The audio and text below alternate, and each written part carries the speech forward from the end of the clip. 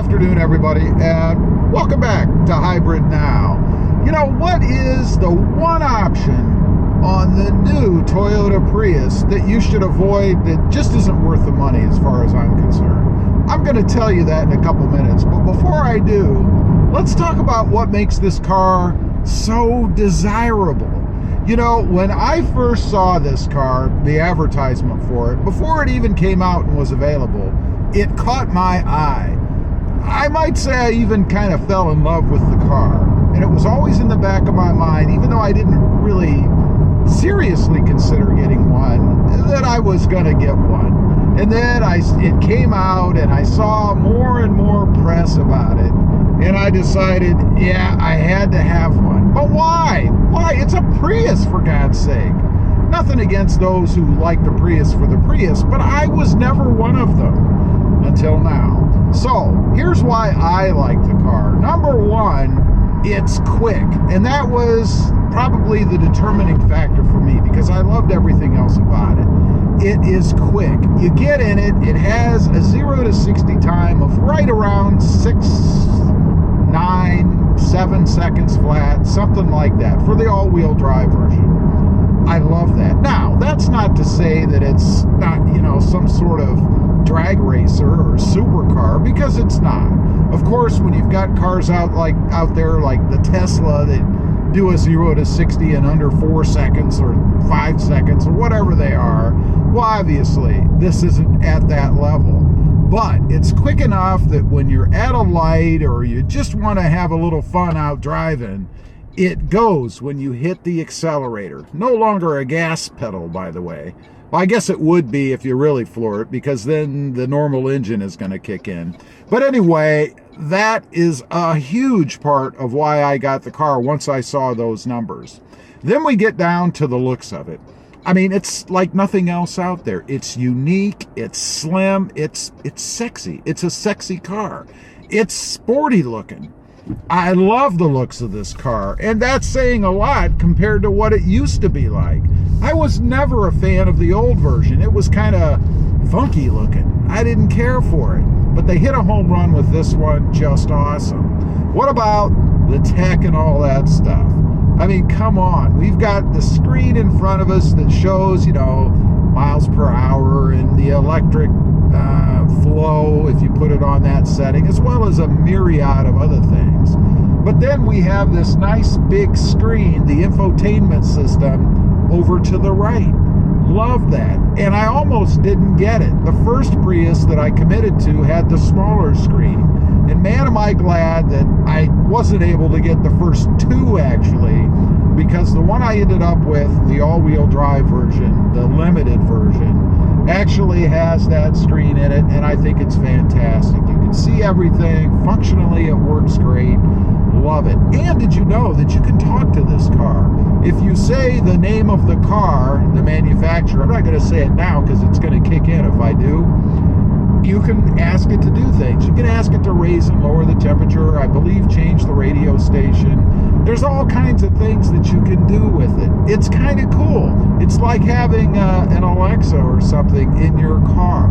I don't know how many other manufacturers out there have that now, and I'm sure there's probably some, but it's my first experience with it, and I love the way that it works, except for the few times that I might say the manufacturer's name and it comes on, like when I'm making a video particularly, and I don't necessarily want it to. Just awesome. The comfort of the car. You know, the talking heads out there first said that it's too small, it's going to feel confining, you're not going to like it, you're going to feel claustrophobic. Well, I mean, unless you're 6'8", maybe 6'2" and above, something like that, I don't know what they're talking about. I feel like I have plenty of space in here.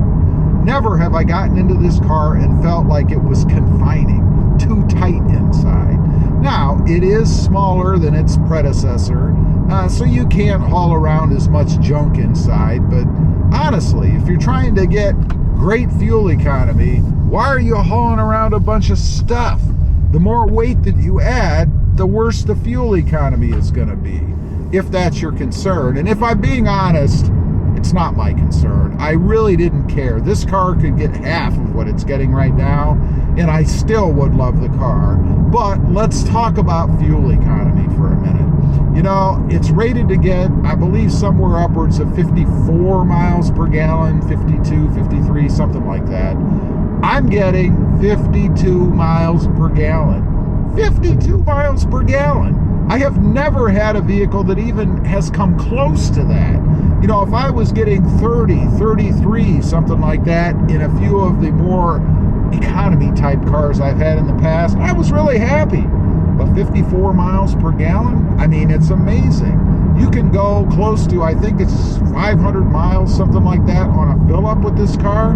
Now, that's just kicking around town and stuff. I'm sure if you're out on the freeway and you're traveling 70, 80, whatever miles per hour, that number is probably going to drop.